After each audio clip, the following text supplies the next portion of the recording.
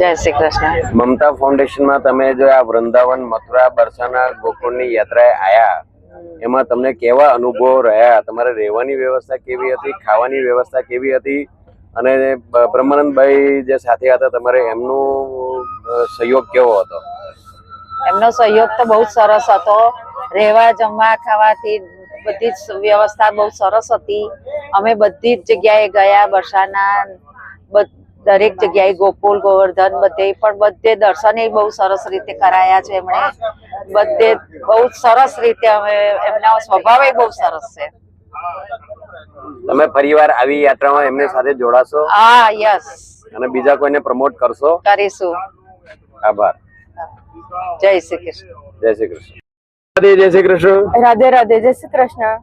મમતા ફાઉન્ડેશનમાં જે તમે વૃંદાવન મથુરા ગોકુલ બરસાના આયા એમાં તમને કેવા અનુભવ રહ્યા, અને તમારી ઈચ્છા મુજબ તમને પ્રેમાનંદજી સ્વામીજીના મહારાજશ્રીના દર્શન થયા કે નહીં? અમારી બધી જ ડિમાન્ડ પૂરી કરવામાં આવી અને અમારા બધી જ જગ્યાએ દર્શન બહુ સારી રીતે થયા છે। તમારી હોટલ કેવી હતી, ખાવાનું કેવું હતું? બધું એકદમ મસ્ત હતું, સરસ હતું। આયોજકોના સ્વભાવ બધાના સારા હતા અને બ્રહ્માનંદ અંકલનું બી નેચર બહુ સારું છે।